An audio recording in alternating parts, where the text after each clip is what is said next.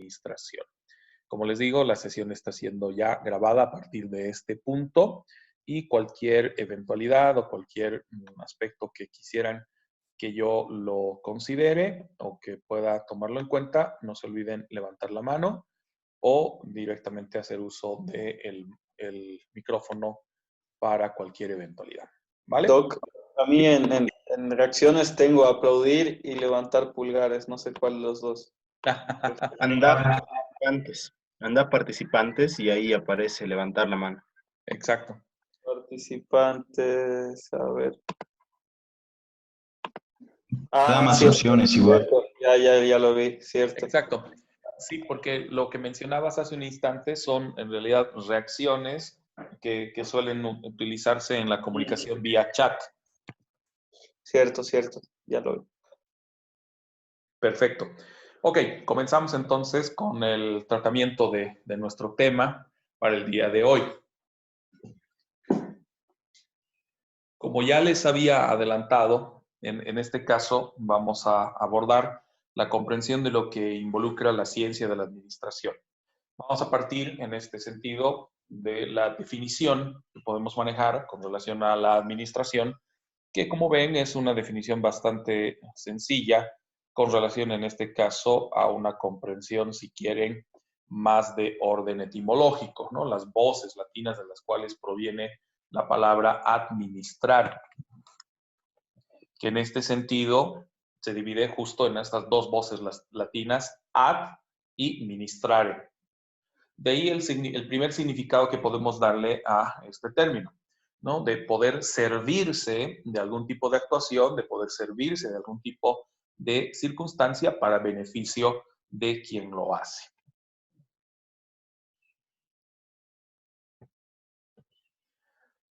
Ya para procurar una definición un poco más específica y que guarde relación con lo que manejamos en términos de nuestra disciplina, manifestamos que la ciencia de la administración involucra la posibilidad de poder gobernar, dirigir o cuidar o manejar los negocios que se aplique tanto para un ámbito privado como para un ámbito público.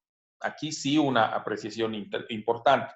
Realmente es una confusión recurrente en esta materia el inicialmente mezclar lo que es una administración privada con lo que es una administración pública. Si bien los conceptos que se utilizan para la administración son comunes o universales para un ámbito público como también para un ámbito privado, en lo que nos concierne a nosotros en el desarrollo del derecho administrativo, nos concentramos solo a la posición de la administración pública, a todo lo que involucra el desarrollo de las labores del Estado, en otras palabras.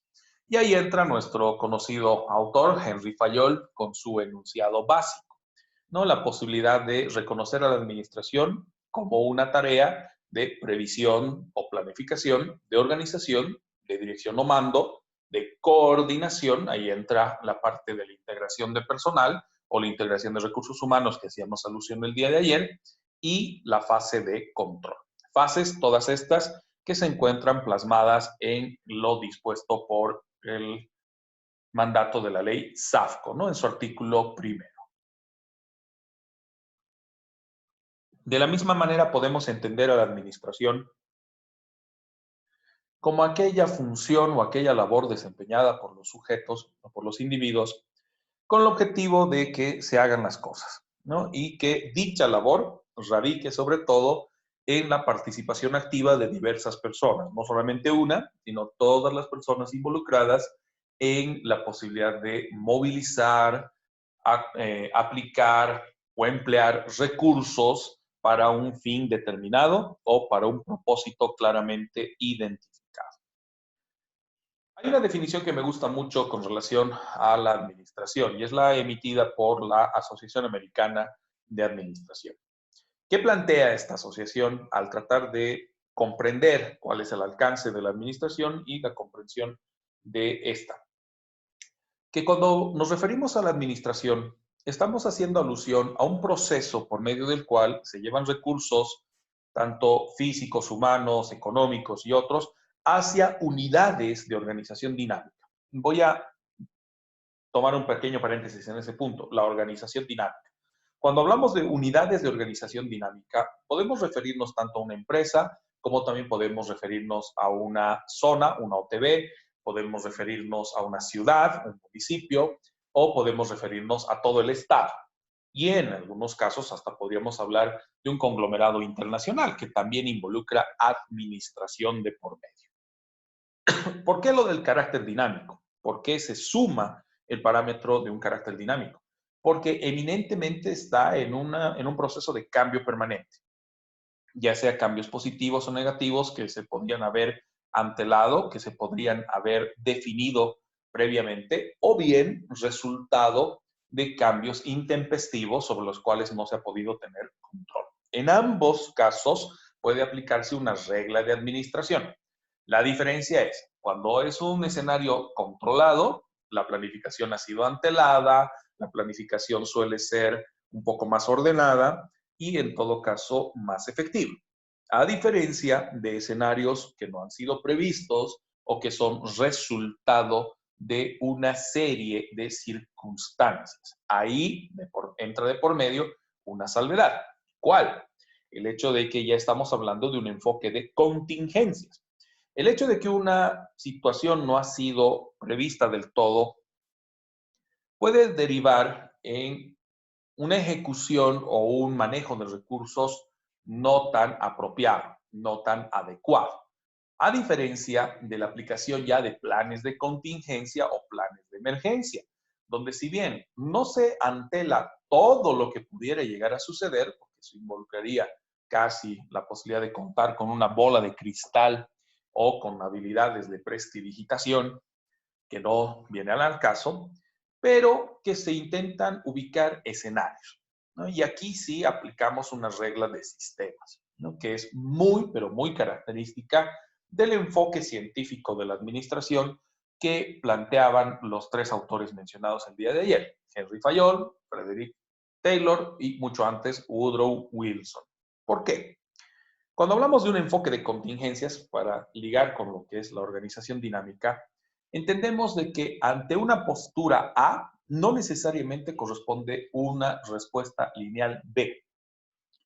Lo voy a graficar de una forma comprensible, aprovechando la posibilidad de anotaciones que nos brinda Zoom. Entonces, partimos de una posición A. ¿Qué se pensaba antes? Que ante toda circunstancia prevista, A, en este caso, le iba a corresponder una única posibilidad. En este sentido, la única respuesta posible era B. Pero cuando hablamos de un plan de contingencias o un parámetro de planificación basado en contingencias, reconocemos que ante una situación A puede también corresponder una respuesta C o puede corresponder una respuesta incluso más alejada, puede corresponder Z. ¿Eso qué denota? Un enfoque dinámico, un enfoque cambiante y de manejo de escenarios. Cuando hablamos de administración, sea esta una administración pública o una administración privada, esta particularidad de un enfoque integral, más holístico, mucho más amplio, resulta más provechoso que cerrarnos a un criterio eminentemente lineal, donde A solo puede corresponder a B, ¿no? Y esa es una circunstancia que se pone muy de manifiesto al señalar que la administración involucra siempre una relación con una unidad de organización dinámica, una organización cambiante, una organización que se va acomodando, amoldando o adecuando a las circunstancias propicias dentro de su contexto. ¿Y con qué objetivo se hace aquello? Para alcanzar algún tipo de meta que generalmente va ligada a la satisfacción de necesidades y que además cuando se pone en marcha lo planificado, lo determinado con relación a la administración de recursos, genera una suerte de respuesta de parte de los que son los responsables con un alto grado de moral y de satisfacción por haber cumplido con su labor y que el servicio ha sido posible gracias a este esquema imperante. Por eso es que me gusta mucho la definición dada por la Asociación Americana de Administración, porque liga dos conceptos. Liga el concepto de lo que es la parte teórica, la parte procedimental en relación a el manejo de procesos, el manejo de recursos, pero además las consecuencias en el sentido de la satisfacción de necesidades que se logra generar, pero asimismo el grado de satisfacción que produce al administrador el haber cumplido con su labor, el haber cumplido con su función o el desempeño de sus labores, ¿no? Y esto se mide por su grado de compromiso.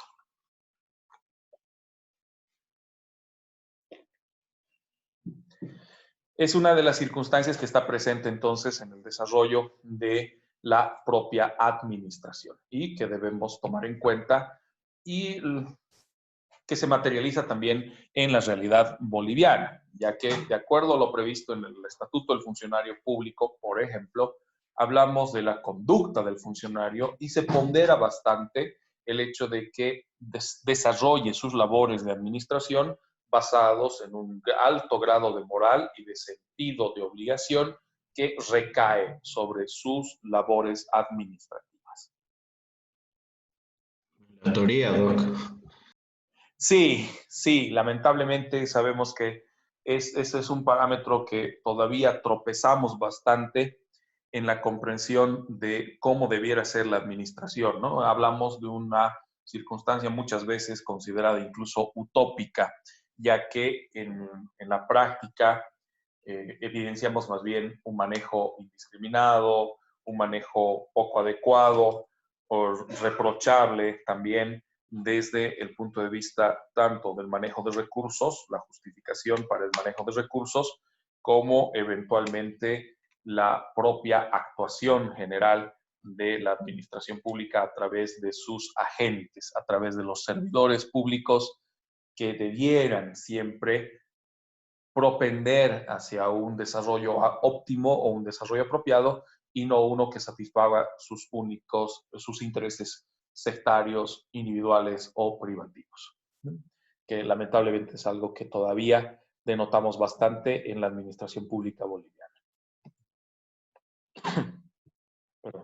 De la misma manera, podemos manifestar la definición generada por o plasmada por Henry Kuntz, que al hablar de administración nos plantea o nos propone que ésta busca, sobre todo, diseñar y mantener un entorno de trabajo, un entorno que además sea basado en un esquema de trabajos de grupo o trabajos en equipo, donde además cada uno ejercite una serie de funciones específicas en procura de alcanzar niveles de eficiencia en los objetivos que se hubieran trazado. Aquí entra en juego dos criterios que se convierten después en los pilares de la administración pública, de acuerdo a lo descrito en nuestra legislación. Me refiero a los pilares de la eficacia y eficiencia como un parámetro importante del desarrollo de la labor estatal.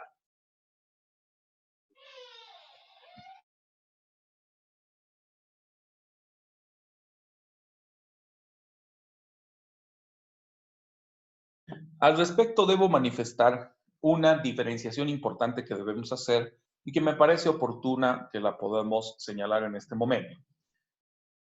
Se va a escuchar a lo largo del desarrollo de nuestro tema y a lo largo de toda nuestra materia con recurrencia tres conceptos que se convierten en pilares fundamentales de la administración pública de acuerdo al mandato de la ley SAFCO. Me refiero a el concepto de eficacia, eficiencia y transparencia. Vamos a tomar en cuenta estos tres factores porque tienen una marcada relevancia en lo que determina la ley SAFCO, razón por la cual es importante aclarar los mismos. Primero tenemos obviamente al parámetro de la eficacia como un punto de partida. Luego también es importante hablar de la eficiencia y la diferencia que ella connota, porque en este caso, sí, cuando hablamos de eficiencia, tiene una diferencia respecto a lo que es la eficacia. Y en última instancia también hablaremos de lo que implica el parámetro de transparencia.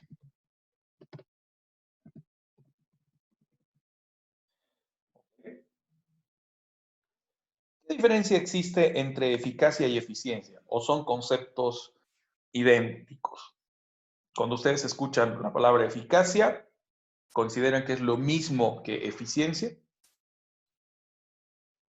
Adelante, José. José Ignacio.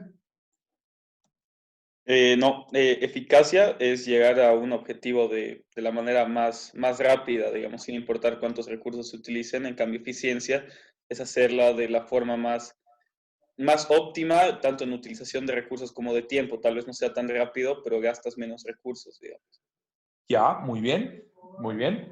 Obviamente entonces ahí trazamos una diferencia entre lo que puede acontecer con relación a lo que es la eficacia versus la eficiencia, bajo la premisa de que estos dos conceptos no son idénticos, ¿no? No significan lo mismo. Ahora, pueden tener algún grado de relación entre sí. ¿Qué tan importante fuere entonces aplicar estos dos parámetros a términos de la administración? Hablemos de administración en general, no solo pública, también privada. ¿Qué implica que hablemos de una administración eficaz?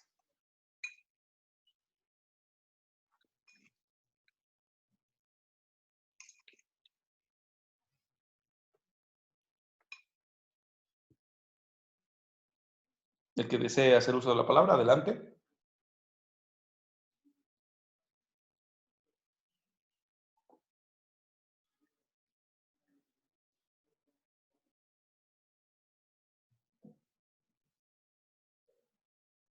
Por ejemplo, a ver, le voy a ceder la palabra a Caleb. Caleb, si tú escuchas decir de que esa administración es eficaz, ¿qué es lo primero que se te vendría a la mente? Que es funcional. Ya, muy bien, que cumple, que básicamente Sí. cumple lo que tiene previsto. Ahora, ¿cómo lo ha alcanzado o cómo ha llegado a cumplir aquello? Entra en la diferenciación que hacía José Ignacio en un principio, ¿no? De la eficacia simplemente es cumplir, sin tomar en cuenta cuántos recursos se hubieran empleado para ello, cuánto tiempo hubiera tomado en cuenta, generalmente un tiempo más rápido porque se busca que se desarrollen y se hagan las cosas, y no necesariamente que se mida por un parámetro de calidad, sobre todo. Entonces, ¿cómo podemos identificar si nos topamos con un acto de administración eficaz versus un acto de administración eficiente? El parámetro para poder verificar aquello es precisamente el de los resultados. Si pretendemos alcanzar un resultado, entre comillas, apropiado, habrá diferencia a si obramos con eficacia u obramos con eficiencia. Si es la eficacia la que predomina, efectivamente se ha cumplido, pero no necesariamente en un término deseable, aquello que sí quisiéramos que se hubiere manifestado. Lo que a su vez repercute en ¿qué? En la transparencia en la que comunicamos aquellos resultados. ¿Por qué? Aquí sí ya vamos a trazar un poco la relación con la administración pública. Hablemos de nuestra alcaldía. Me van a escuchar hablar bastante de la alcaldía de Cochabamba, de la gobernación de Cochabamba y de varias instituciones públicas de Cochabamba, porque lamentablemente nuestra ciudad y nuestro departamento, no es solamente por la cercanía, no es solo porque vivimos acá, sino por el hecho de que nuestro departamento y nuestra alcaldía suele ser en muchas ocasiones un campeón de los bajos niveles de eficacia, casi en muchas ocasiones ineficacia y también ineficiencia, y obviamente un nivel de transparencia extremadamente pobre respecto a las actuaciones administrativas y los resultados obtenidos.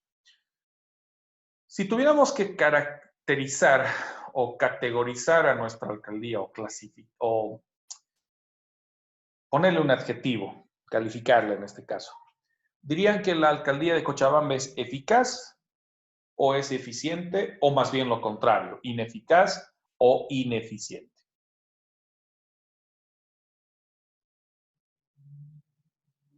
Cualquiera puede responder, no hay ningún problema.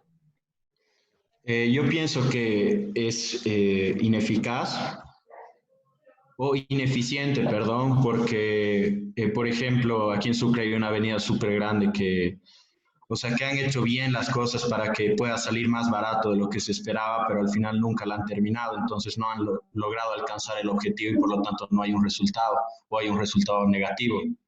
Muy bien, muy bien. Y que eventualmente tendría que haberse comunicado o que en la mayoría de los casos ni siquiera se comunica y llega a nosotros por una investigación periodística, una denuncia, una demanda, etc. ¿No ven? Pero a ver, liguemos estos tres conceptos, eficacia, eficiencia, más transparencia, relacionados obviamente con resultados, a lo que señala Kuhn, a un trabajo grupal, a un trabajo de conjunto. Y vamos a hacerlo con un pequeño ejemplo gráfico, un ejemplo bien sencillo, ¿vale? Supongamos de que, olvidemos que estamos en cuarentena, ¿no? Pensemos de que sí hay circulación, tenemos movimiento en la ciudad, hay vehículos, la gente sale al trabajo, a sus actividades, etc. Y resulta que vamos yendo por la avenida Blanco Galindo. Y nos encontramos en el kilómetro 3, más o menos 3 y medio, donde se encuentra el cruce de la avenida Juan Pablo II, la que usamos para llegar a la universidad, y nos topamos, lamentablemente, en ese punto, o faltando unos metros para llegar a ese punto, con un cierre de la avenida. ¿No? Están haciendo reparaciones. La alcaldía ha decidido reencarpetar o volver a atender la carpeta de asfalto porque se ha visto afectada por el paso permanente de camiones sobre la avenida Blanco Galindo. Y se le ocurre hacer este trabajo a las 12 del mediodía, donde tenemos una afluencia importante de vehículos y, para colmo, te enteras de este trabajo cuando ya estás a menos de 10 o 20 metros de diferencia del inicio de trabajos y no hay otra que utilizar las calzadas que tenemos a los costados, en este caso se conoce como arcén, ese espacio que se encuentra al lado de la carretera, como vía accesoria. Y nos toca utilizar el arcén, que es una sola vía, para distribuir un tráfico de 3 e incluso casi 4 carriles. ¿Consideran que la decisión es oportuna? Dime, Abel o Ignacio, cualquiera de los dos. No, perdón, era un comentario de que siempre hacen eso. La situación que relata La es mayor parte de las veces y escogen los peores horarios posibles. José, Como cuando estaban pintando la Beijing, igual al mediodía estaban pintando los pasos peatonales. Exacto, exacto. Incluso recuerdo muy bien cuando todavía estaba en ciernes si se llevaba a cabo o no se llevaba a cabo el corso por motivo de lo del desastre de Tiquipaya, justo saliendo del campus, saliendo de UPB, y que tenía que irme a extensión universitaria para mis clases del diplomado, me topé con aquella circunstancia, ¿no? De justo la alcaldía repintando los pasos de cebra a las 6:30 de la tarde, casi 6:40, cuando el pico de movilidades, el flujo de movilidades se encontraba casi en uno de sus picos más altos dentro del día, por el nudo viario que involucra la Melchor Pérez de Holguín o la Beijing, cualquiera de las dos, a esa hora, tanto frente a lo que es la D'Orbigny, frente a la Tadeo Aenque y las diferentes vías aledañas, ¿no? Y eso sí te denota una falta total de previsión y de manejo de la administración en términos de resultados eficientes. Claro, se pintó, nadie lo niega, pero el nivel de eficacia fue pésimo. Pero aquí entra también un tema de coordinación de grupos. Volviendo al ejemplo que les daba, sea también el que manifiesta José con relación al repintado de pasos de cebra. Noten cómo pareciera que existiera en el caso de la administración pública boliviana una ruptura demasiado grande, una brecha a veces insalvable en el trabajo de las diferentes entidades. No me refiero solo a la alcaldía, porque aquí si estamos hablando de circulación de vehículos involucra tránsito. ¿Por qué he escogido el ejemplo de la Blanco Galindo y Juan Pablo II? Porque ese cruce, el de la Juan Pablo II, involucra casi poco más de 1 kilómetro, yo diría casi 1,5 kilómetros, desde el anterior cruce que se tiene en la avenida Beijing, ¿no? Sobre todo si tu intención al tomar la avenida Blanco Galindo es procurar el ramal hacia el sur, por la izquierda del carril de ida de Cochabamba hacia Quillacollo, para tomar la avenida Juan Pablo II, ¿no? Para poder hacer el cruce correspondiente y continuar nuestro camino, por ejemplo, para ir a la universidad. Si no has tenido información 1 kilómetro antes, donde sí había posibilidad de tomar el desvío de la Beijing, el del nudo viario del puente de la Beijing, y de esta manera poder recurrir a la vía alterna que es la Víctor Ustaris, te tocó llegar hasta ese punto, ser afectado en cuanto a la circulación, porque además se constituye una trancadera terrible y denota una falta total de organización y de coordinación con los diferentes entes y con también las diferentes unidades dentro de la misma alcaldía. ¿Qué hubiera sido lo óptimo? Hablemos de eficiencia. Soñemos un poco, si quieren. Ok, si se van a hacer trabajos de reparación en la avenida Blanco Galindo, previamente comunicarlos.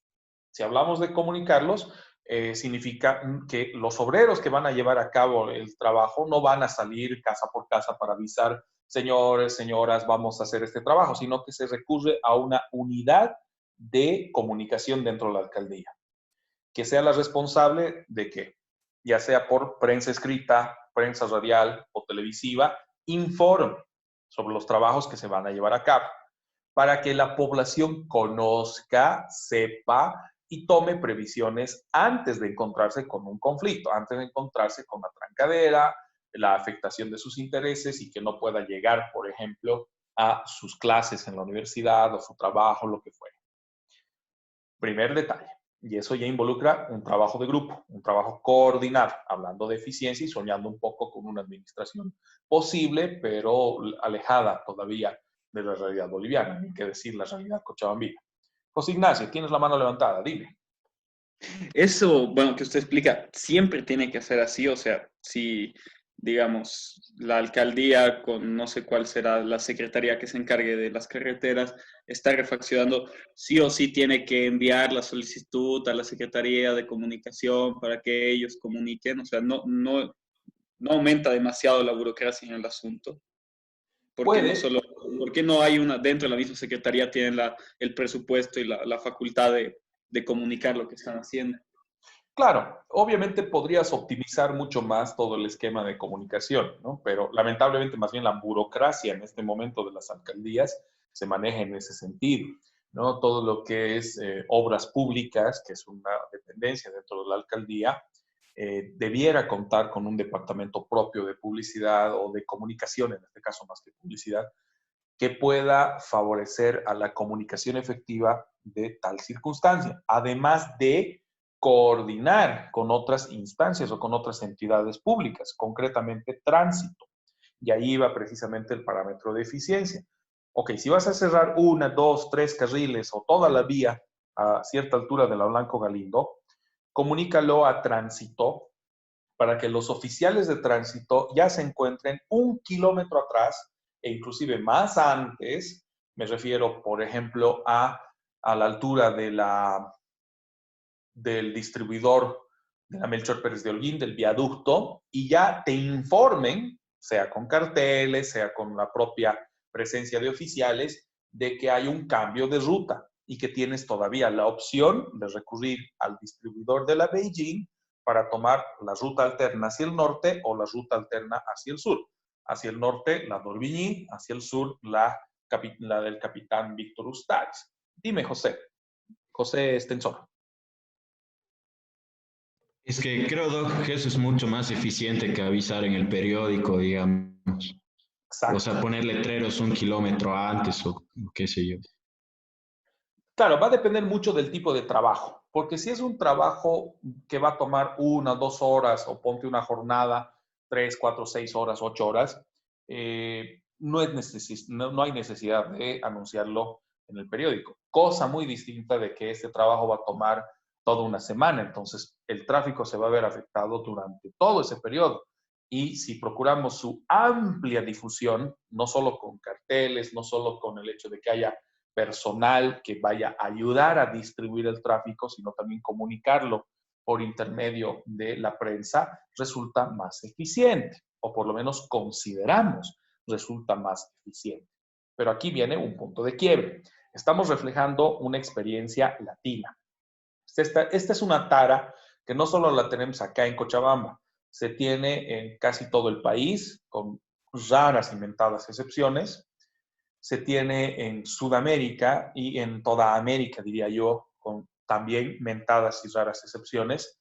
En algunos casos, sí, recontra excepción, una muy buena excepción. Voy a trabajar un ejemplo canadiense para citarlo, para ver cómo el nivel de eficiencia puede ser realmente extremo. ¿Qué ocurre, por ejemplo, en Canadá? ¿Qué ocurre también en Bélgica y en Alemania? Voy a tomar el ejemplo de lo que decía José hace un instante, cuando se repintaban los pasos de cebra en la Melchor Pérez de Holguín. Acá, experiencia muy latina, experiencia muy sudamericana, los horarios pésimos, elegidos de forma realmente absurda. Se hacen estos trabajos en la mañana, al mediodía, comúnmente al mediodía, y en otros hasta lo que es peor, en la noche, ¿no? En las horas pico, donde tienes un volumen de afluencia de vehículos extremadamente alto. ¿Qué ocurre en Canadá? Este trabajo se hace a la medianoche, 1 o 2 de la mañana, cuando tienes un volumen de vehículos extremadamente bajo. Obviamente todavía tienes la presencia de personal, o sea, va personal del ayuntamiento canadiense, dependiendo de la ciudad, y se procede al pintado. Tienes máquinas, todo, pero tienes movilizado personal. Bélgica, algo muy parecido. En Alemania ya una experiencia que me tocó ver bastante llamativa. Son máquinas que están programadas, o sea, llega el funcionario, deja la máquina en el lugar apropiado, aprieta un botón y esta automáticamente se encarga de hacer el repintado. A medida que va pintando, va secando la propia máquina para que el trabajo sea lo más eficiente posible. ¿Y en qué horario se hace? Se hace entre 1 de la mañana y 5 de la mañana, porque a las 5:30, 6, el tráfico se restablece con normalidad, ¿no? Previo a eso, se ponen los anuncios alrededor para las vías alternas y no afectar la circulación de vehículos. Dime, José. Doc, yo creo que algo más eficiente que, o sea, que he visto unos días después, pero en mi barrio, o sea, me Ajá. ha parecido muy raro porque, o sea, lo que han hecho me ha parecido bastante inteligente, es que han pintado la mitad del carril y por el otro se podía circular, han esperado a que seque y después han pintado la otra parte. Y Exacto. no entiendo por qué han hecho eso en mi barrio y no han hecho algo en una avenida tan transitada, digamos. Pues Que yo sí, creo que es mucho más eficiente que trabajar de noche, digamos, porque al final es un poquito más complicado. No, no, pues yo, sí. yo creo que trabajar en la madrugada es mejor para ese sentido. En ese sentido, Sí, sí. trabajar en la noche. Obvio, trabajar de noche significaría que no estás afectando a un flujo normal de vehículos, a un flujo constante de vehículos o motorizados, ya que decae significativamente mucho más en horarios de madrugada. No solo eso, sino que aparte has comunicado este hecho, se han dejado 3, 4 anuncios 200, 300, 500 metros antes del lugar donde tú estás llevando a cabo los trabajos, que además informan las vías alternas que puedes tomar para llegar a puntos específicos que usaban esa ruta comúnmente, ¿no? Eso sí es hablar de eficiencia. Y además vean cómo se optimiza. le vamos a trasladar enseguida la consulta a José Estensoro al respecto, cuando le tocó ver tanto en su barrio como en otros barrios o en otras zonas. ¿Cuántas personas viste con este trabajo, así, repintando pasos de cebra, más o menos en promedio? De la Beijing me acuerdo que eran unas 7, 8 personas y en mi barrio unas 3 o 4. Perfecto. Vean cómo ya la diferencia de lo que se hacía en la Bellina, cerca del barrio de José o en el barrio de José, hemos reducido de 7 a 3. Y en la experiencia que les comento en lo que acontecía en Alemania, un solo operario, una sola persona. Claro, con las máquinas, con todo, pero una sola. Ahí sí estamos hablando de niveles de eficiencia. Claro, podríamos tomar en cuenta otros factores, le estás quitando empleo o le estás quitando trabajo a otras personas, el Estado no crece, etcétera, pero vemos cómo en otras formas de administración, en procura de un nivel de eficiencia, le das otro tipo de trabajo a tus funcionarios y dejas que ciertos trabajos manuales incluso sean reemplazados por máquinas. Bueno, Doc, pero creo que hay límites. Aquí en Bolivia en general para remolcar un auto contratan a 10 personas, cosa que en Estados Unidos, digamos, no sé si veo la serie Los Remolcadores, ahí entre 2 personitas y una camioneta te remolcan un auto. Por Exacto. si acaso, esa serie. Te escuchabas bastante entrecortado, Abel, no sé si puedes complementar, o Caleb, no sé, o de los dos chicos. No, perdón, decía que esa serie era falsa, que es todo Ah, contrato, puro contrato. Ah, pero igual remolcan autos, digamos, 2 personas. Aquí son 10 con una grúa gigante sin sentido. De hecho, los no, de tránsito, las grúas de tránsito, solo son 2 personas que llevan tu auto. No, sí, no, yo he visto los de la alcaldía por el centro ahí con su full camioneta y 2 personas conduciendo, creo otros 2 viendo el proceso, unas 3 personas grapando el auto sin sentido. El otro que pasa la coquita además y ya se sabe el es, procedimiento. es un poco lo que les decía, y voy a resaltarlo, es un poco lo que les decía del caso lamentable de nuestra alcaldía. En muchos podemos evidenciar que esto, inclusive, el tema de la eficacia, se ve subvertido y de entrada ni siquiera se cumple. Me ha tocado verlo, puedo acreditar los dos extremos. He visto grúas remolcando vehículos con 1 o 2 operarios máximo, así como también he visto operativos de la alcaldía donde tenías un contingente de por lo menos 10 o más personas haciendo lo mismo, o sea, remolcando vehículos, remolcando motocicletas y otras. No se olviden, sin embargo, de que hay una diferencia marcada. Las grúas que hacen el servicio de remolcado de vehículos que han infringido las normas municipales de estacionamiento o las normas municipales de circulación, el hoy no circula o hoy no ingresa al centro tal terminación de placa, suelen ser servicios privados concesionados por la alcaldía, o sea, servicios privados que derivan en una concesión para una posta autorizada donde se lleva el vehículo para que luego el infractor, después de pagar su multa, pueda ir a recoger su vehículo. Ahí vean cómo hasta el nivel de eficiencia es altísimo y por eso digo, puedo acreditar los dos extremos. Como mencionaba José Ignacio, por ejemplo, en una ocasión me tocó ver un operativo de la alcaldía contra motocicletas parqueadas y que incumplían diferentes exigencias normativas en la avenida San Martín. Y tenía, ahí me tocó ver justo cómo entre 4 funcionarios de la alcaldía, pudiendo, sin poder, estaban subiendo una motocicleta que ni siquiera era muy grande, una de esas chinitas pequeñas, la estaban subiendo a la grúa de la alcaldía. Y en otra ocasión me tocó ver a los servicios privados un tanto más eficaces, diría hasta más eficientes, donde de la misma forma una moto casi de las mismas dimensiones la subieron entre apenas 2 funcionarios sin necesidad de rampa, haciéndola recorrer, aprovechando que no estaba enganchada, la recorrieron y la subieron como si nada a una grúa que todavía incluso se mantenía en movimiento, ni siquiera había estacionado, ni siquiera se había detenido.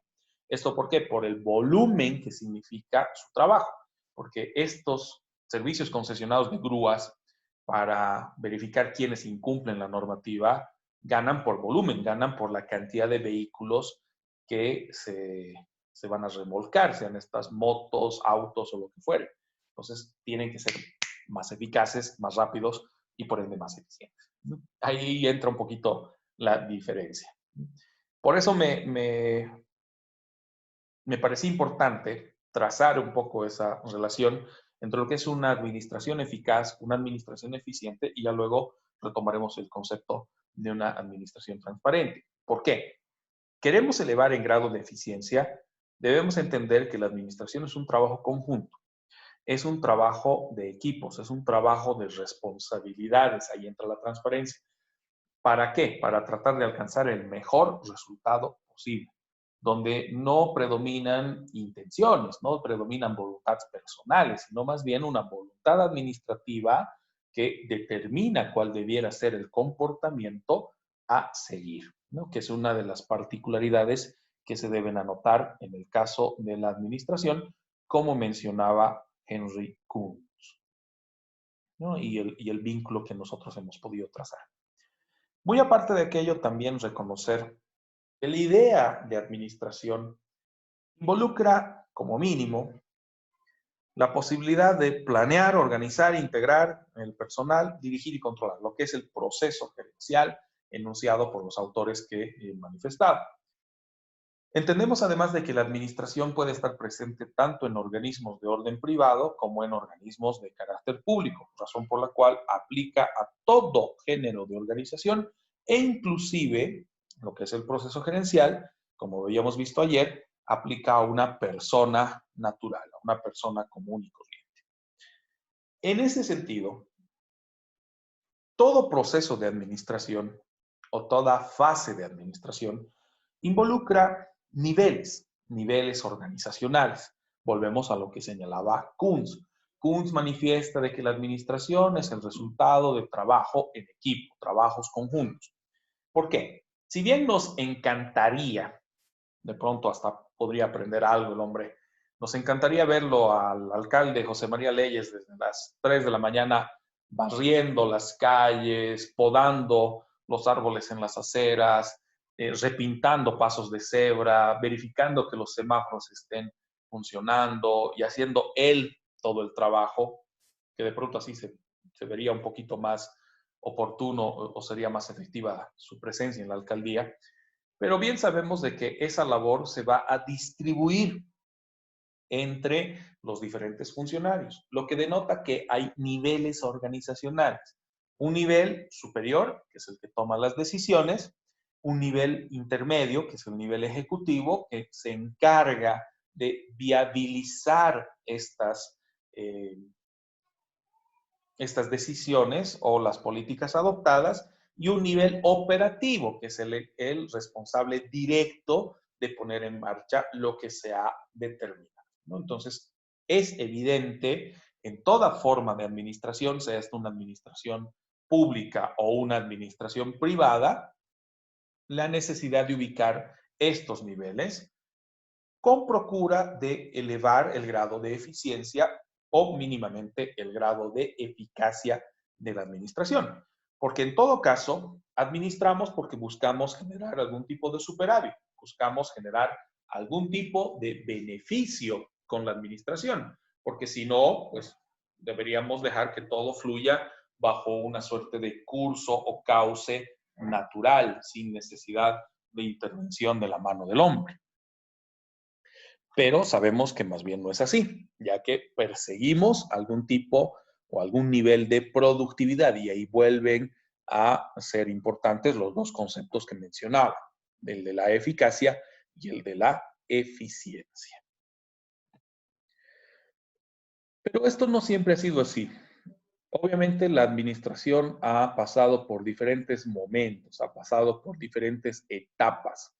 Entre ellas, o teniendo un panorama general, vemos una transformación muy fuerte operada entre los años 1890 y 1900. Nos referimos a ese espacio de abandonar una forma de administración, si quieren, empírica. La ruptura se produce en ese punto, para ingresar, si quieren, en una fase de desarrollo de la administración científica. Acá, en 1890, es donde ubicamos, por ejemplo, a los postulados de Woodrow Wilson, que de una u otra forma plasman lo que son las bases para una administración científica y el desarrollo de los postulados de Henry Fayol y Frederick Taylor. Esos primeros momentos del desarrollo de la comprensión de la administración científica se fueron propiciando entre los años 1890, como acabo de señalar, hasta 1990. Y ahí denotamos la presencia de un hito de nuestra historia que cobra una importancia muy, pero muy grande, que es el de la Primera Guerra Mundial. ¿Qué trajo consigo la Primera Guerra Mundial?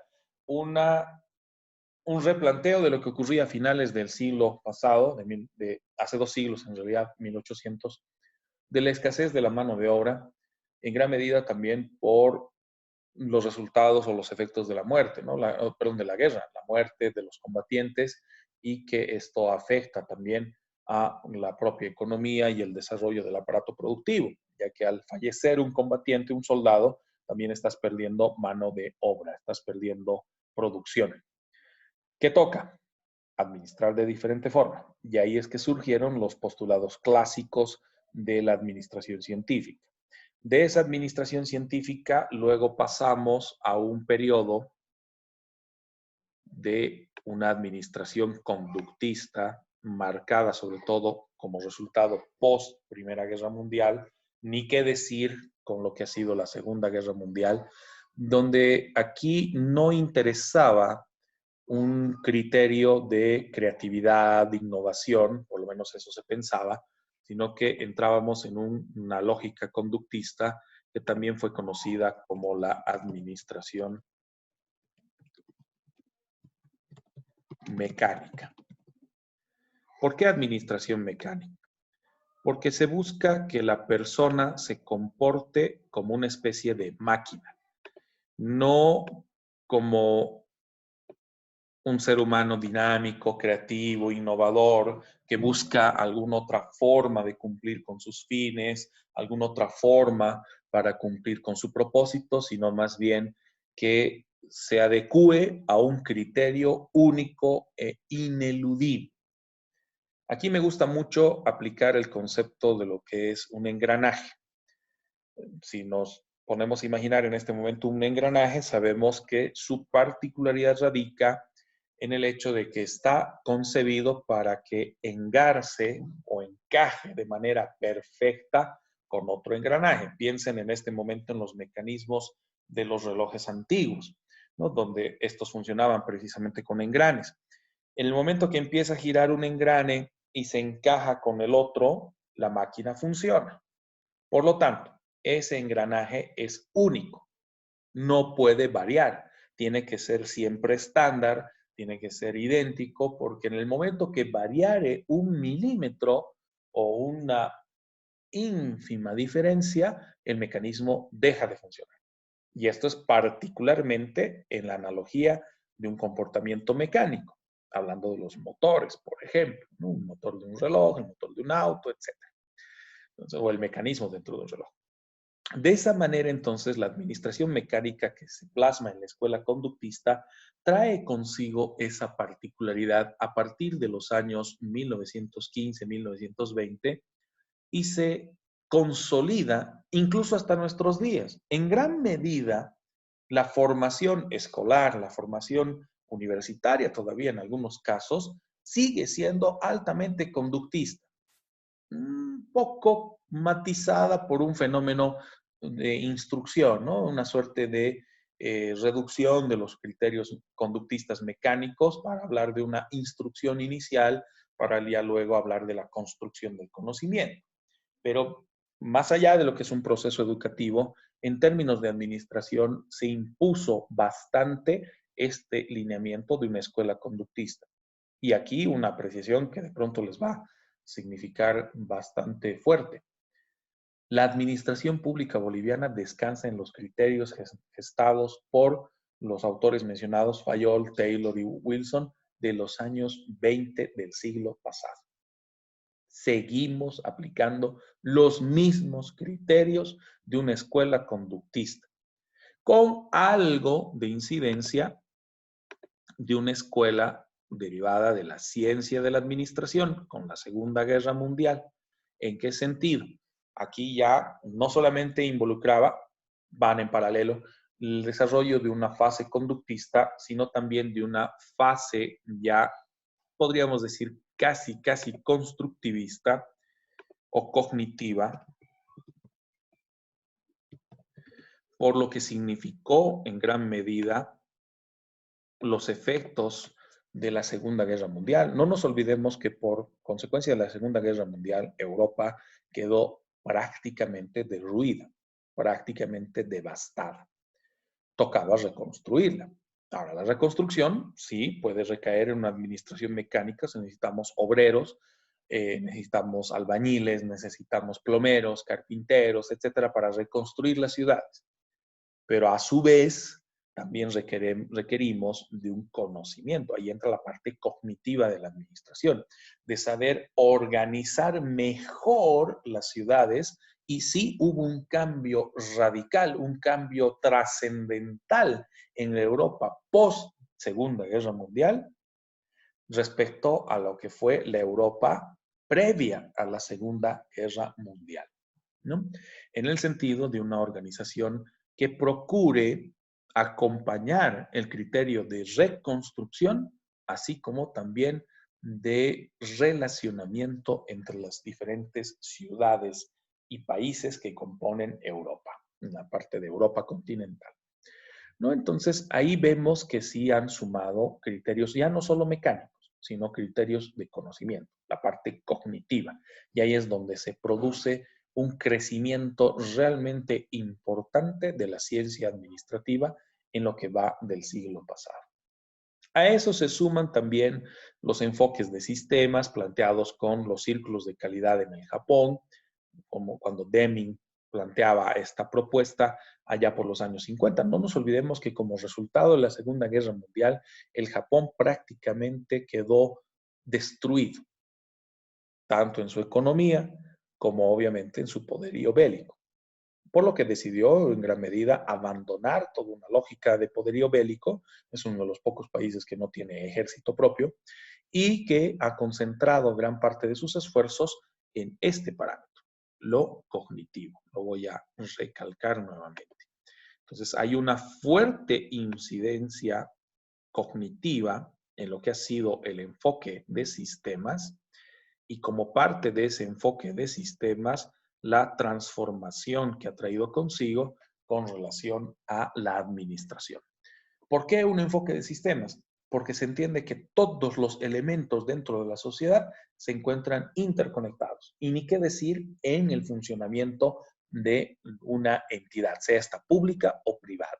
Tanto la sociedad, el Estado, como las empresas, las familias, etc. Entonces ahí entra el enfoque de contingencias, pero en el enfoque de sistemas con la parte cognitiva. Ya luego se produce de manera paralela el enfoque del comportamiento dinámico, el enfoque de contingencias, luego surgen los autores ya de finales de los 80, principios de los 90 con Alvin Toffler y otros que manifiestan los criterios de la tercera ola o que hablamos ya del desarrollo holístico de las administraciones, etcétera, pero que se concentran sobre todo en una administración privada. ¿Por qué no avanzo más allá de 1990 en este esquema? Porque en la realidad boliviana, básicamente nos hemos quedado atascados en este punto. Voy a volver a ponerlo de manifiesto y además lo voy a hacer con un color distinto, ya que en gran medida toda la labor o todo el trabajo efectuado en términos, esto lo vamos a eliminar un instante, el trabajo efectuado con relación a la administración pública se concentra mucho más en los postulados de los años 20 del siglo pasado. O sea, nuestra ley SAFCO descansa en los postulados de Fayol y Taylor, de inicios de siglo, a los que brevemente les hemos sumado algunas consideraciones de carácter ya un tanto más modernas, por así decirlo, o modernos, de los años 50, de los años 70, ¿no? En los años 50 el enfoque de sistemas y de los años 70 el enfoque de contingencias. Pero la base fundamental de nuestra administración pública es la que se postula en los años 20.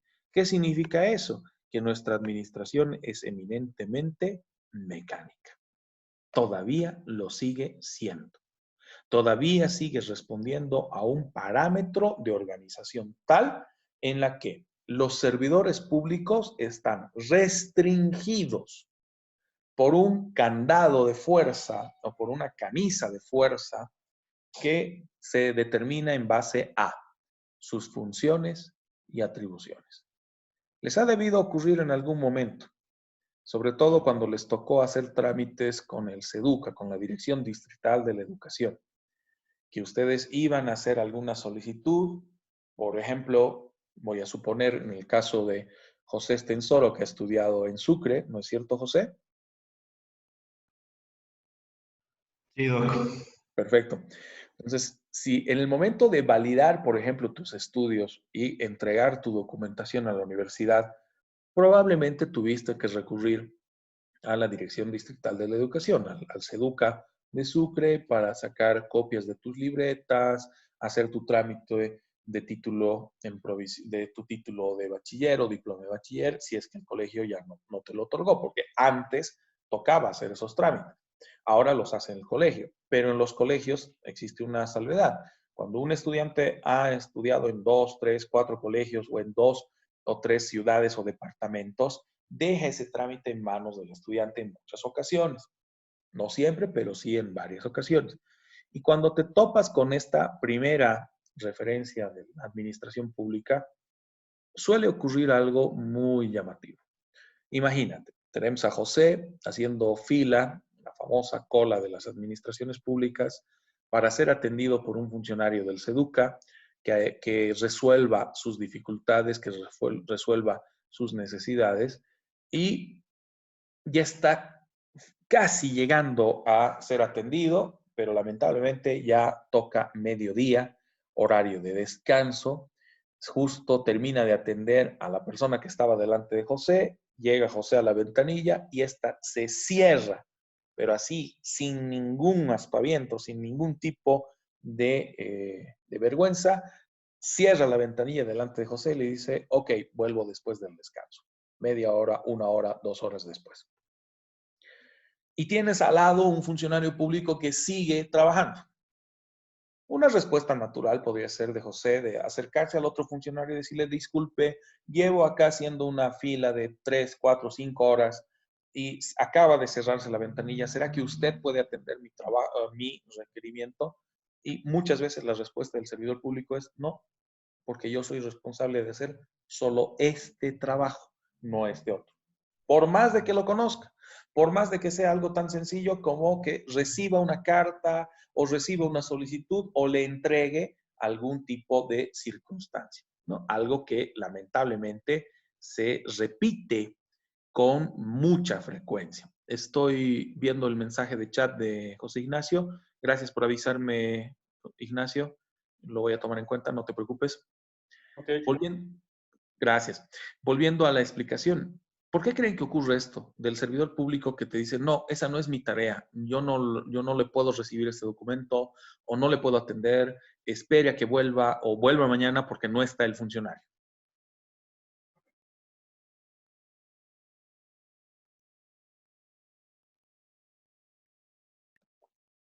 O sea, pueden haber varios motivos, creo. Uno es porque tal vez recibir esa carta y todo implique un trabajo extra, aunque solo sea recibirla, tal vez el que sí tenía que recibirla le dice no, ya que tú la recibiste, tú te encargas de hacer todo lo demás, o tienen funciones tan específicas que si las recibe puede haber un problema para él, digamos, o simplemente porque por apatía, digamos, de, no quiero hacerlo, no me interesa nada y no es mi problema. Pues en todo caso, todo lo que acabas de mencionar es correcto. ¿Por qué? Por la forma y la estructura de nuestra administración. Es una administración, como les decía, mecánica. Aquí voy a trabajar la analogía de un vehículo. para todo aquel que sabe conducir o que tiene noción de un vehículo de transmisión manual y que no sea automática. Sabemos de que tenemos las cajas, ¿no? Primera, segunda, tercera, cuarta, quinta en algunos casos, hasta Doc, sexta. explícale un poquito más lento a Linera que no sabe manejar. Viejo, ¿de qué estás hablando, hermano? Todavía no sé manejar. Vale, vale, vamos a explicarle con dibujos entonces. Vale, chicos. A ver, en el tema de las cajas, estas son independientes. Sin embargo, vean que por un motivo tienen una secuencia. Tú no puedes iniciar la conducción de un vehículo poniéndolo en caja, pues en tercera o cuarta. Si bien eventualmente puede moverse, va a depender mucho de otros factores, qué tan cargado está el vehículo, el nivel de inclinación de la calle y otros factores. Pero lo común es de que partamos en primera, se vaya luego a segunda y así sucesivamente conforme las revoluciones. Vean, aquí entra un criterio mecánico, cómo funciona la máquina, cómo funciona el equipo. Este criterio mecánico propio de la escuela conductista, propio de la administración mecánica, se traslada a la administración pública en algo que mencionaba José Ignacio hace un instante. Sus funciones. ¿Qué tan detalladas son las funciones de un servidor público? Y ahí llegamos a situaciones extremas, pero así extremas, donde se pone de manifiesto una escuela conductista mecánica, pero exasperante, que en algunos casos ya hasta raya con lo absurdo, ¿no? Y ejemplos, lamentablemente, hemos tenido miles. En el caso concreto de nuestra alcaldía, la alcaldía de Cochabamba, suelo utilizar bastante los ejemplos de la alcaldía de Cochabamba, se puede evidenciar aquello, como una escuela conductista muy enraizada en la administración pública de la alcaldía se evidencia en este caso, para obtener un simple permiso o un registro que involucra la presencia de muchos servidores públicos y cada uno de ellos con una función específica muy determinada que bien pudo haber sido cumplida por uno solo de ellos y no requerir la presencia de 3, 4, 5 o más funcionarios. Ni qué decir en el caso del SEDUCA, hoy Dirección Distrital de Educación, en los trámites que se llevan a cabo en dicha repartición estatal. Lo mismo en derechos reales, Doc. Uy, peor, peor. Derechos reales. Tienes que ir 4 de la mañana para que Sí. te den ficha y si Sí. Dios quiere te atienden. Sí.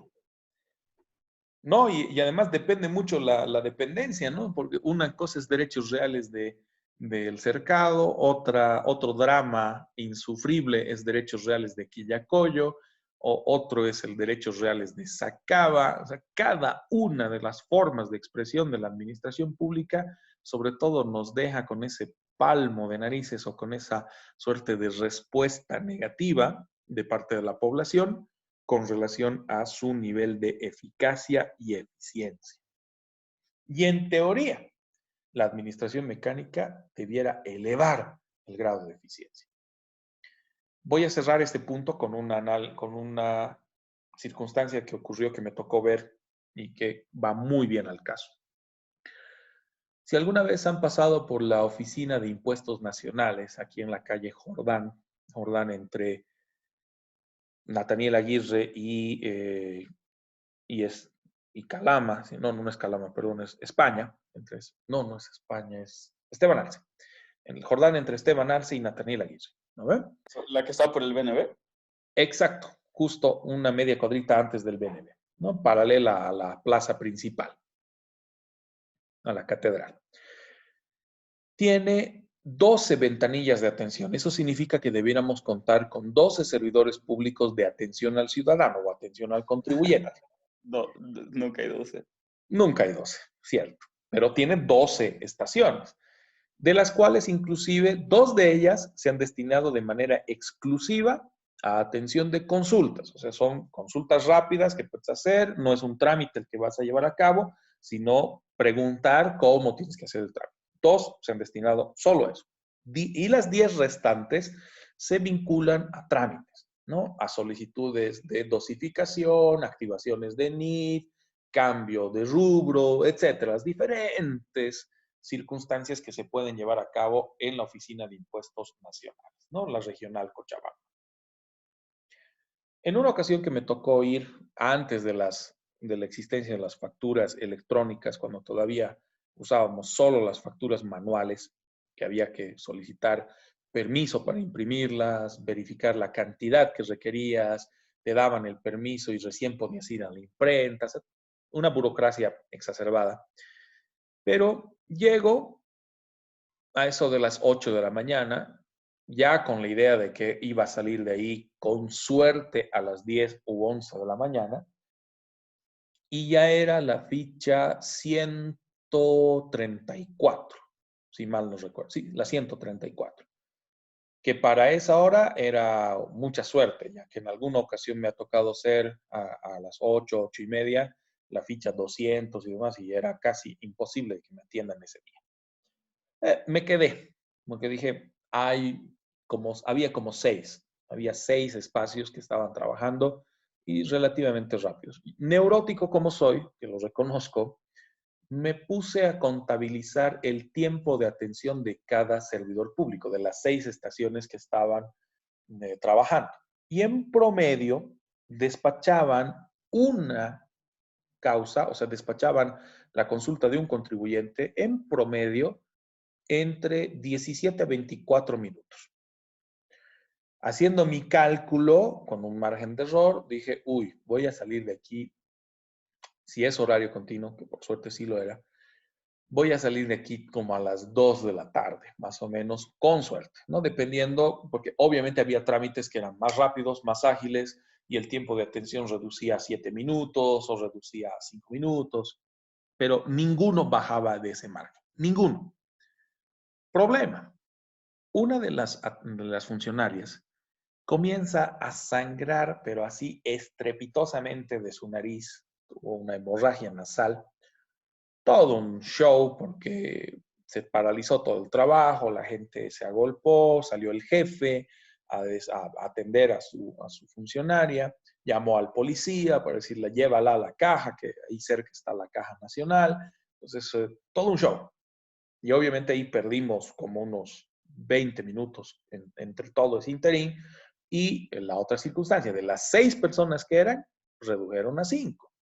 Volví a hacer mi cálculo y de acuerdo a los cálculos que estaba haciendo, pues descontando a la funcionaria, suponía más o menos un incremento del tiempo de espera, ¿no? Por el volumen de personas, en este caso ya no solo por la actividad desarrollada por los servidores públicos.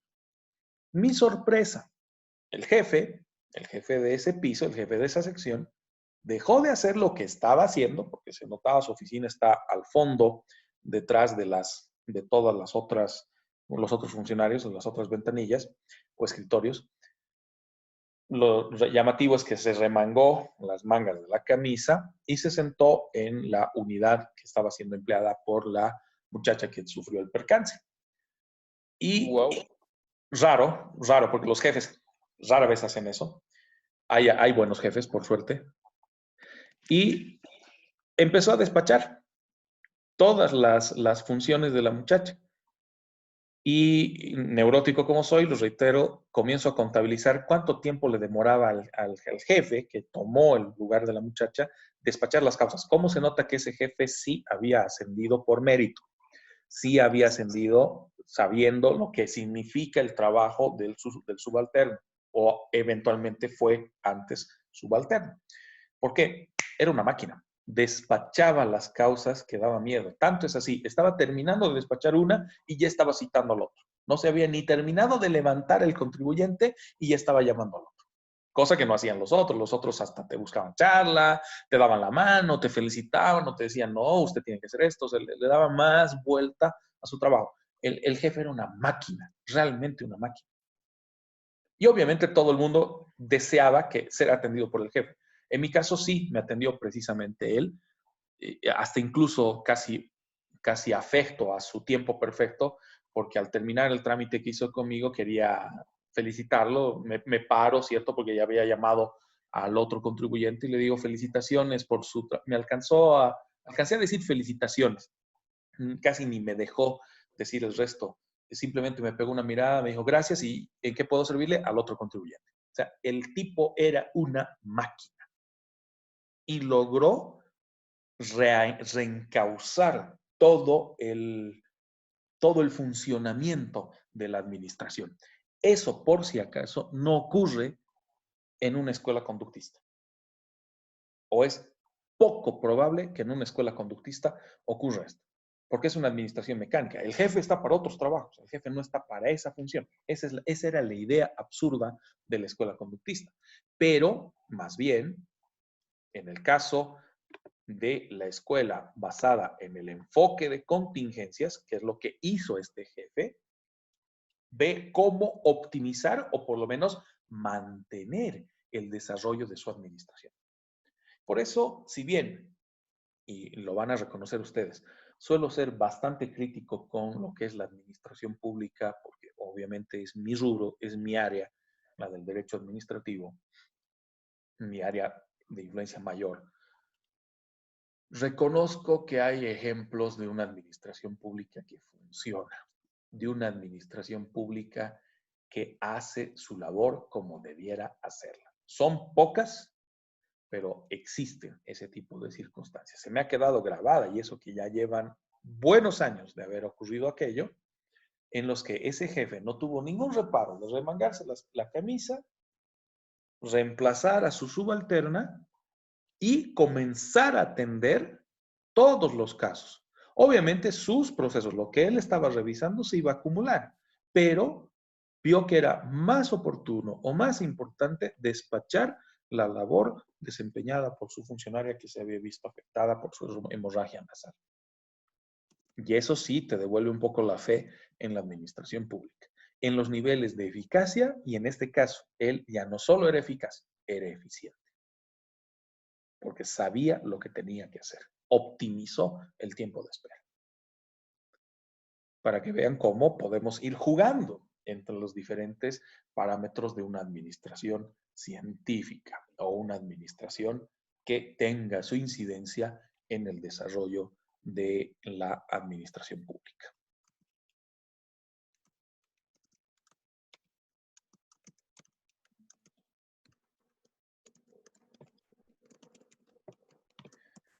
Ahora, todos estos parámetros de la ciencia administrativa son los que nos permiten entender el desarrollo de nuestra administración, me refiero a la administración pública, en la aplicación de una serie de principios, métodos y técnicas. Lo que veíamos en la lámina anterior son el reflejo de la evolución de la administración, que obviamente continúa evolucionando.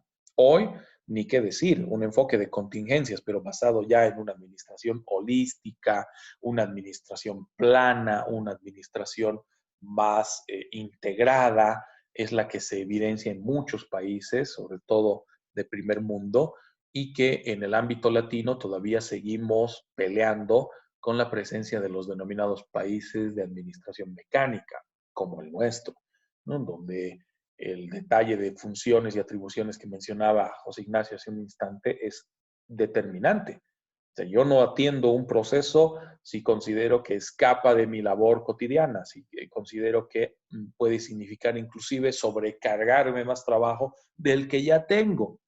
Algo que, en el ejemplo que daba, no fue una limitante para que el jefe asuma esa responsabilidad y por ende favorezca a el desarrollo de la situación conflictiva que se había propiciado. De esta manera, entonces, ubicamos cómo a la ciencia de la administración se le van sumando ciertos criterios, sobre todo para comprenderla como la acción que involucra. Por eso es que existe la ciencia de la administración, para entender cómo se desarrolla la administración y que puedan trazarse sus objetivos. No nos olvidemos, ¿por qué administramos? Porque buscamos alcanzar algún objetivo en común. Y ese objetivo es logrado gracias a ¿qué?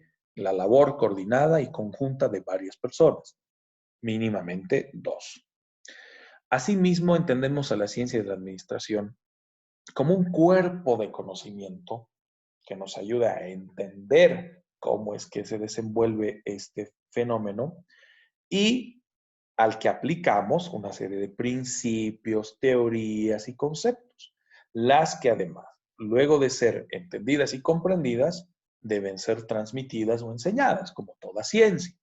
Y esa transmisión llega eventualmente al campo jurídico, ya que es innegable que para una comprensión adecuada de lo que es el derecho administrativo, debemos previamente comprender ciertos factores fundamentales de la ciencia de la administración, partiendo de esos 3 principios que son recogidos por la ley SAFCO: eficacia, eficiencia y transparencia, así como también la identificación de las fases de administración postuladas por Fayol allá en los años 20, reflejadas en el trabajo de Taylor en los años 50, donde se enunciaba la importancia de la planificación o previsión, la organización, la integración de recursos humanos o de personal en aquel entonces, hoy recursos humanos, la dirección o mandato y el control y coordinación. Las 5 etapas del procedimiento administrativo que mencionábamos el día de ayer y que ratificamos el día de hoy. ¿Por qué?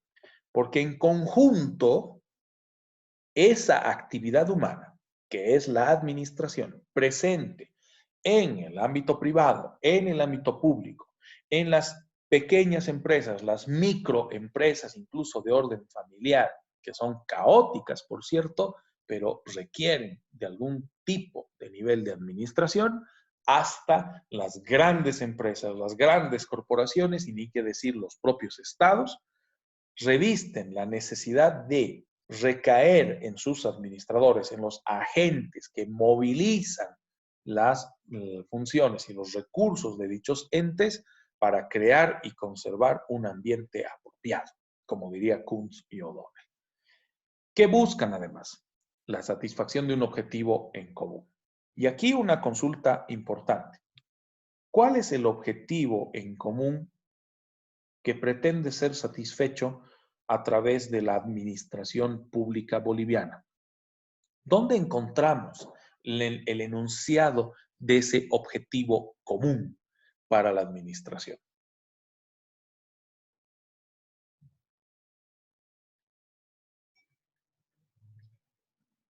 ¿Qué me dicen, chicos? ¿Dónde lo encontramos?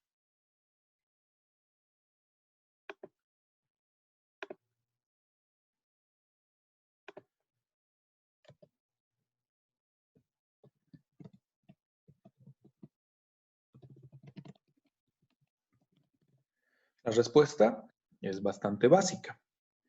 En el mandato de la Constitución Política del Estado.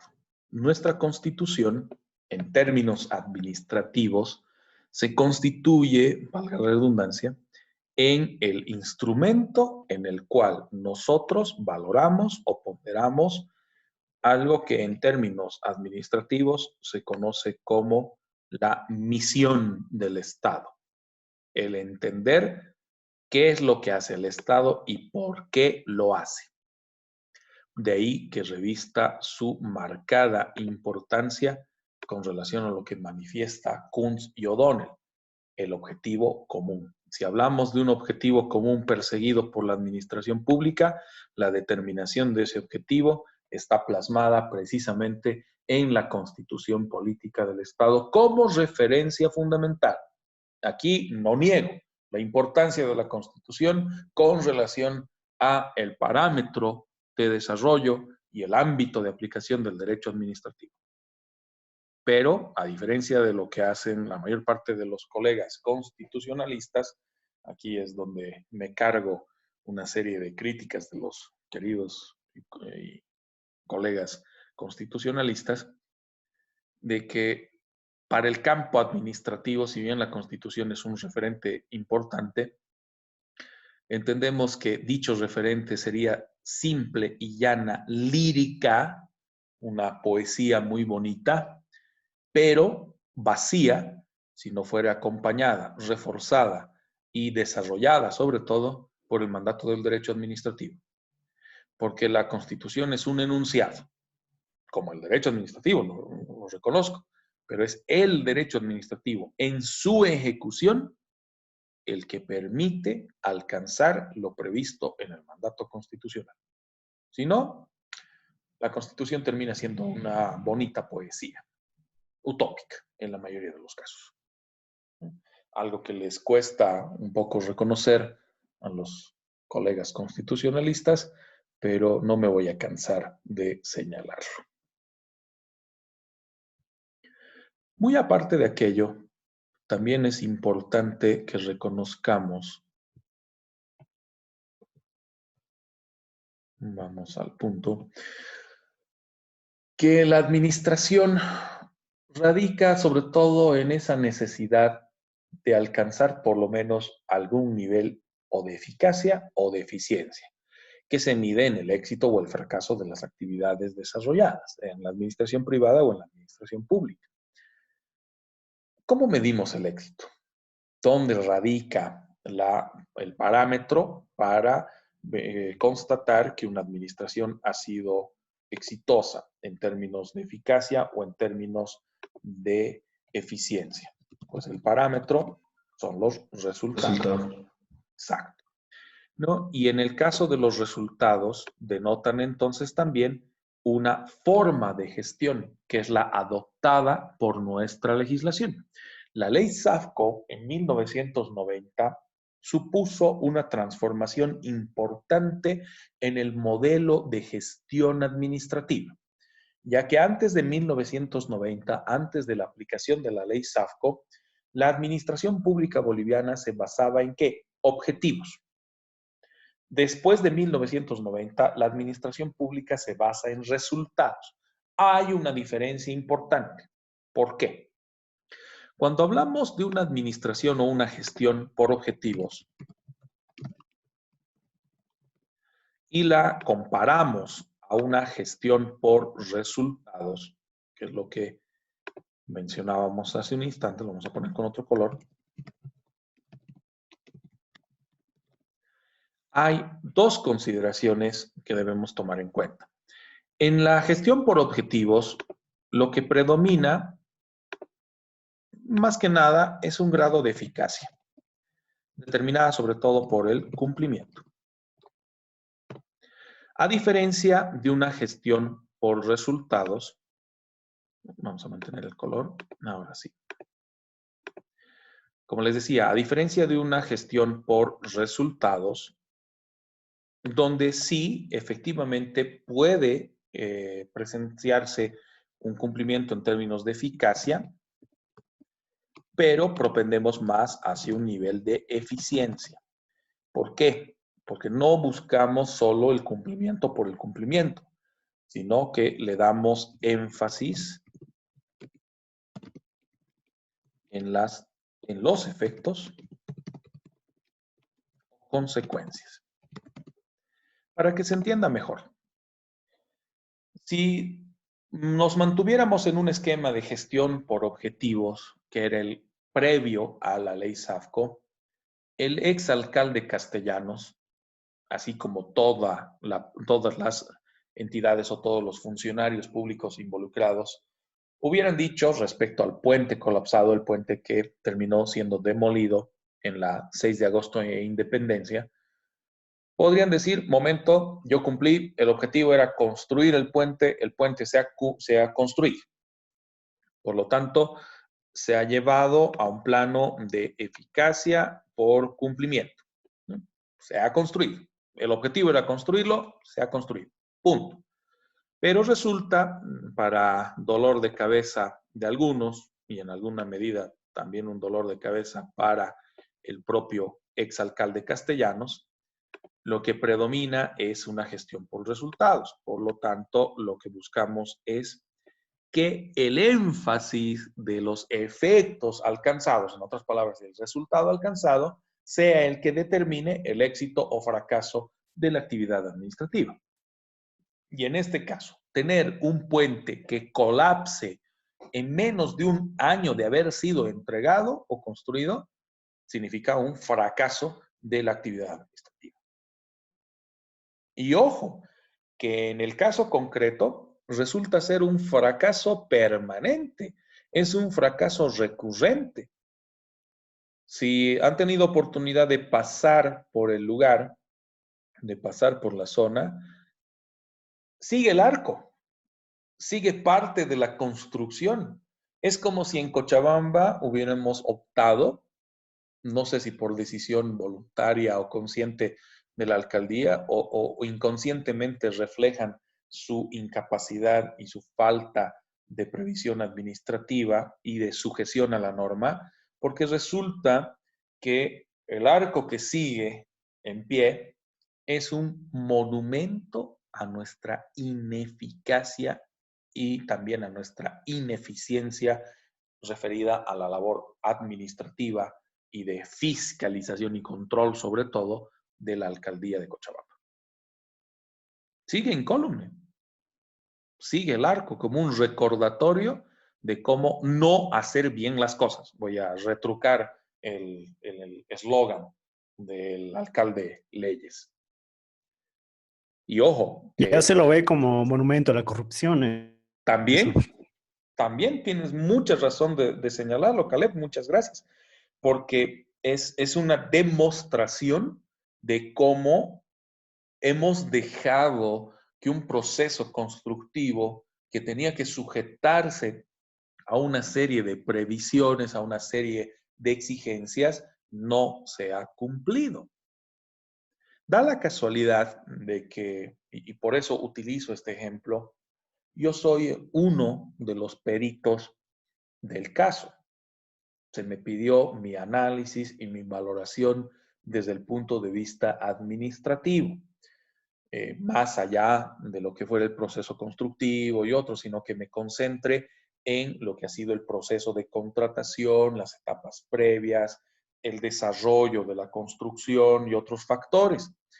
Y si bien tengo una reserva de confidencialidad, hay ciertos puntos que no puedo revelar porque es un caso todavía abierto y inclusive después de resuelto todavía pesan sobre mi labor profesional una reserva de confidencialidad no absoluta. Hay ciertos factores que sí puedo manifestar abiertamente, como el que voy a hacer en este momento, porque primero han sido de conocimiento de todos. El hecho de que están en los medios de prensa han sido validados, han sido rectificados o ratificados y no comprometen una línea de investigación que en teoría todavía se está siguiendo. En mi informe, cuando yo presenté mi informe preliminar, no hemos llegado todavía al conclusivo, tengo 3 borradores de conclusivos que hasta la fecha no los han considerado en el proceso penal, no me los han exigido en el proceso penal, pero yo ya los tengo hechos o desarrollados. Manifestaba, por ejemplo, que de los 20 y pico identificados como presuntos responsables en el proceso penal, reitero, penal y no administrativo, no habían considerado a cerca de unos 40, casi 50 funcionarios que yo había identificado y otros peritos también habían identificado con relación a la actuación de la alcaldía. No solo el alcalde, sino las unidades correspondientes, desde lo que fueron los supervisores iniciales, fiscales de obra, así como también supervisores de obras contratadas y demás. En mi último informe, el entregado al juzgado, el informe preliminar, porque todavía no se ha requerido la presentación de los informes conclusivos finales, aunque ya los tengo elaborados, tengo 3 o 4 informes preparados, dependiendo las diferentes circunstancias respecto a otros elementos de convicción, otros elementos que considero importantes, que bien pudieron ser solicitados o no. Ya luego verificaré cuál presento cuando me lo requieren, porque de nada sirve que yo los entregue ahora vulnerando, si quieren, las etapas de procedimientos. En el último informe que tenía presentado, yo identificaba un total de 74 funcionarios que debieran ser procesados, entre funcionarios y exfuncionarios, y no penalmente, sino de manera administrativa, por haber roto el mandato de la norma y que se mide esto en términos de resultados, porque mi enfoque, como les digo, es basado en una gestión de resultados, como debe ser. ¿Y qué ha sucedido? Y ahí entra la crítica, por ejemplo, a la gestión de José María Leyes, porque una copia de este informe la he entregado a la alcaldía como manda mi labor como perito, uno de los peritos del caso, el deber de informar los hallazgos de responsabilidad a la máxima autoridad ejecutiva. Lo entregué cuando se encontraba la alcaldesa interina en un primer momento, antes de que llegue Tellería. Y resulta que está ahí archivado. Y uno de los puntos que yo había manifestado en ese informe es de que existe un plazo para la prosecución, un plazo para iniciar acciones administrativas contra los presuntos responsables. Y ese plazo era de 2 años, que lamentablemente ya se cumplió con septiembre del año pasado. Perdón, con noviembre del año pasado. ¿Qué significa aquello? Otro, pero así, otro monumento, como decía Caleb hace un instante, a la corrupción y a la ineficacia de la administración pública. No solo la que construyó, sino la que estaba obligada a supervisar, fiscalizar y además procesar. Porque muchos de los que he identificado en mi informe siguen siendo funcionarios públicos de la alcaldía. Y no se hizo. Y obviamente te deja ese saborcito amargo, ¿no? Esa suerte de molestia de lo que acontece en la administración pública municipal, que dicho sea de paso es cada vez más caótica, cada vez más ineficaz y también ineficiente y en muchos casos todavía con un fuerte grado de corrupción. Por eso es que la gestión establecida por la ley SAFCO en 1990 se basa en resultados y no en objetivos.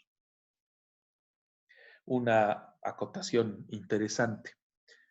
Comentan que en 1990, cuando se promulga la ley SAFCO, se tuvo un primer procesado que resulta ser un alto dirigente político de la fuerza política en gobierno, el MIR. El MIR estaba en el gobierno, era Jaime Paz Zamora el presidente, y obviamente el esquema del MIR era el que se integraba en casi la totalidad del Ejecutivo, además de alguno que otro ministro planteado por la fuerza que apoyó la designación de Jaime Paz Zamora como presidente. Recordarán que fue el caso en el que Banzer le da los votos a Paz Zamora para evitar que Sánchez de Lozada sea presidente, ¿no? En la que el tercer votado de la elección, que fue Jaime Paz Zamora, terminó siendo presidente del Estado o presidente de la República. Comenta que cuando Jaime se entera del proceso a uno de sus altos dirigentes políticos dentro de la esfera del MIR, llama a una sesión de gabinete de emergencia, una sesión reducida, no era todo el gabinete, o sea, sus ministros, colaboradores más estrechos, ahí se encontraban Capobianco, estaba también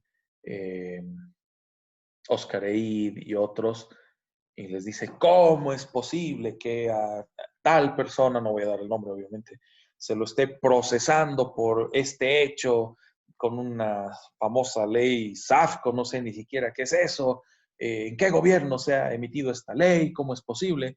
Y ahí sale Oscar Eid a decirle, Jaime, es nuestra ley. Se ha promulgado en nuestro gobierno, no es del gobierno pasado.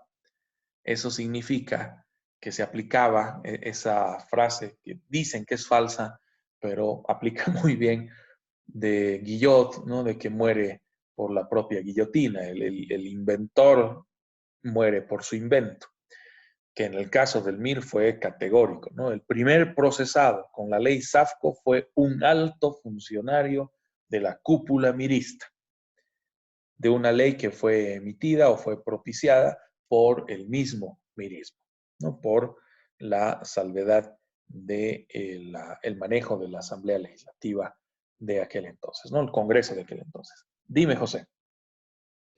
Doc, hay una serie súper buena en Netflix que habla de la corrupción de Petrobras y de todo el caso de Brecht y hacen ver, digamos, cómo es el cáncer de la El corrupción, proceso. el Ah, mecanismo, sí, el mecanismo. el mecanismo. Sí, sí, sí, le he visto. Buenísima, realmente buenísima. ¿En Una qué muy terminó buena. la mitad de la segunda temporada? No, no, no digas, yo sigo viendo.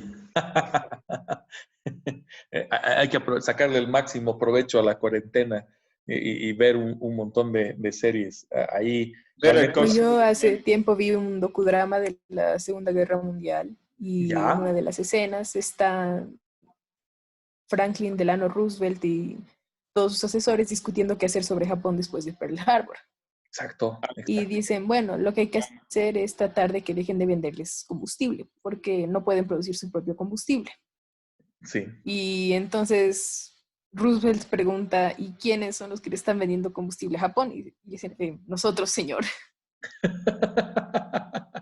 Sucede, sucede. Y para que vean un poco la ruptura, y eso es algo muy característico de las administraciones mecánicas, quienes toman las decisiones se encuentran muchas veces demasiado alejados de los niveles operativos, ¿no? Y en muchas ocasiones toman decisiones sin saber lo que acontece incluso dentro de su propia organización, dentro de su misma entidad. Aplica para empresas públicas, aplica para empresas privadas, aplica para el Estado, aplica para las gobernaciones, las alcaldías, todos. Y ahí es donde entra el concepto de achatar las organizaciones, volverlas más planas, que no exista tanta distancia entre quienes toman las decisiones y quienes viabilizan estas, sirven de puente para el ejercicio de esas decisiones y en última instancia, el nivel operativo, quienes pondrán en marcha las decisiones adoptadas. Y esto se concentra sobre todo como un parámetro fundamental para esto, una gestión por resultados. Voy a acomodarlo mejor. O sea, si queremos que los resultados sean cada vez más oportunos o apropiados, tenemos que propender a ello. Tenemos que propender a un esquema mucho más holístico, mucho más chato, más aplanado y que la información fluya de forma permanente y se tenga el conocimiento de lo que acontece. Recuerdo una declaración dada por Edmundo Novillo cuando era gobernador de Cochabamba. Les estoy hablando de hace unos 6, 7 años atrás, que con el escándalo que se había desatado por la corrupción en el Servicio Departamental de Caminos antes de que la ABC exista, o sea, antes de la transformación a lo que es la ABC, la Administradora Boliviana de Carreteras, y el Servicio Departamental de Caminos de Cochabamba se vio enfrascado en una corrupción galopante que la descubrió la prensa, ni siquiera las entidades responsables de descubrirlo, ¿no? La Unidad de Auditoría Interna, la Contraloría y otros. Y cuando se llama a una conferencia de prensa, o no, llama Novillo a una conferencia de prensa, lo hace para decir, yo no tenía conocimiento, no sabía que este tipo de circunstancias estaban ocurriendo, pues al no tener conocimiento mi grado de responsabilidad no es tal, pero estamos iniciando las investigaciones, etc. Estás hablando de la máxima autoridad y que abiertamente, pero así públicamente, en un medio de prensa o en una conferencia de prensa te diga que no tenía conocimiento de lo que acontece dentro de su propia organización, es un reflejo de una gestión deficiente y negligente. Y eso tiene nombre en el ámbito administrativo, se llama responsabilidad ejecutiva, ya que en su condición de máxima autoridad está obligado a tener noción de lo que acontece. Claro, los hechos de corrupción no se van a gritar, no se van a decir, no, el corrupto no va dentro de la entidad vanagloriándose de su corrupción. Bueno, los hay también. Hay corruptos que hasta hacen fanfarria de su corrupción, ¿no? Sobre todo en contratación estatal, ¿no? Pero comúnmente no es así.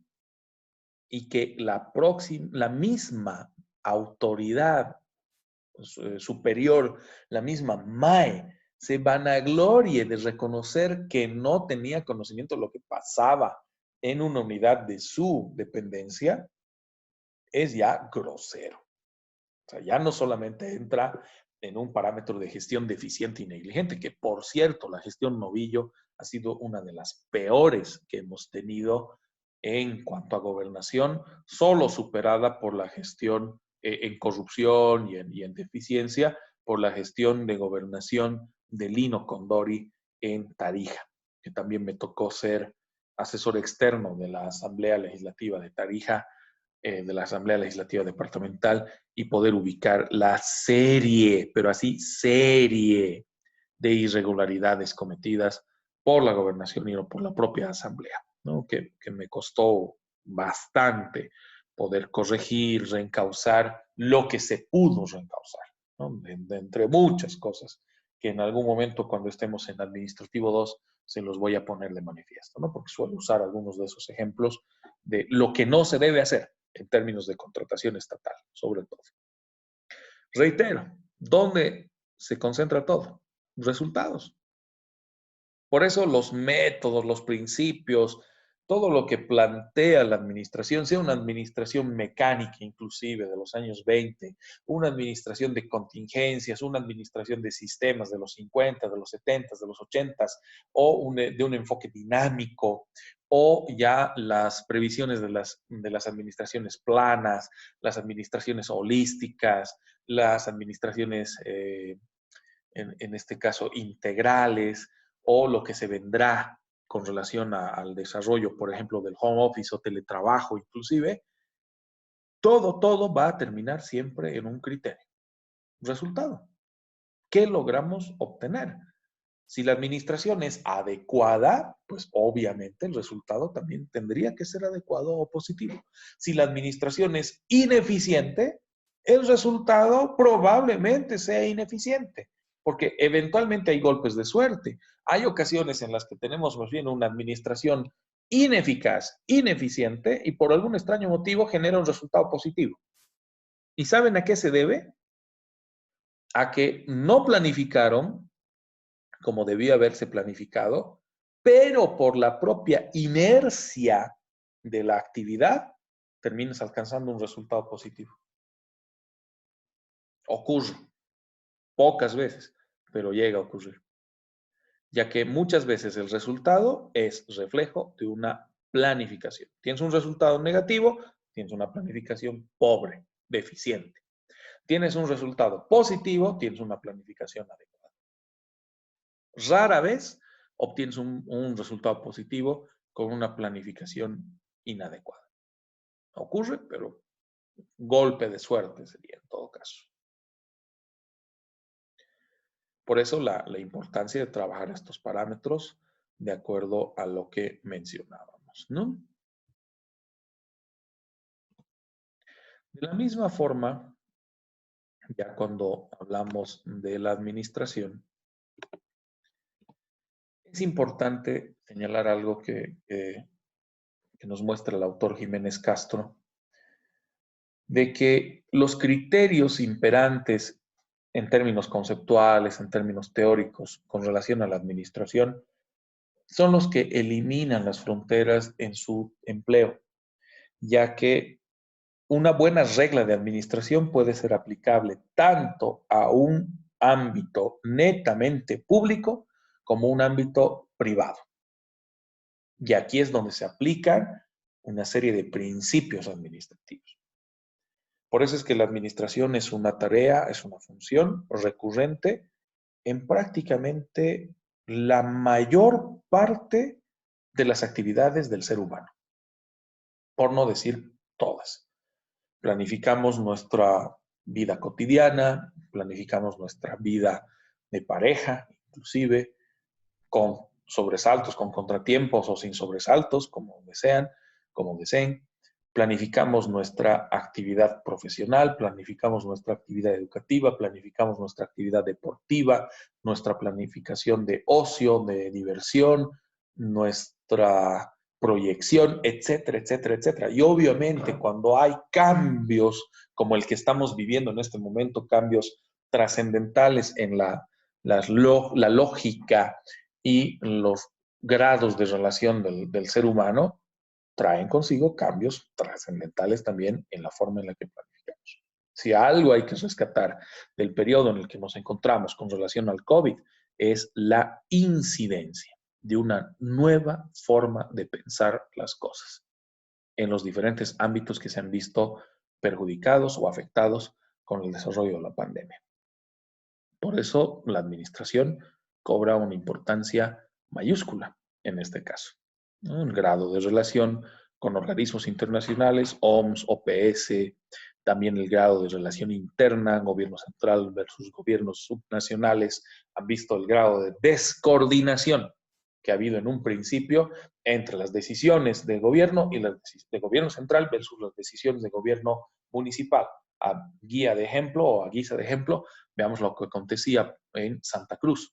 Mientras el gobierno central decía una cosa, Angélica Sosa, como alcaldesa interina de Santa Cruz, decía otra. El resultado es el departamento y la ciudad con el mayor nivel de contagio, con la mayor cantidad de personas contagiadas. Y eso denota que una desarticulación de las decisiones administrativas que se han ido tomando desde el inicio de la cuarentena parcial y de la cuarentena total. Entonces ahí es donde se evidencian los resultados, lo positivo y lo negativo. Que obviamente tarde o temprano también tendremos que hacer esa valoración con relación a las decisiones adoptadas en este periodo de emergencia y en este periodo de pandemia. Vale.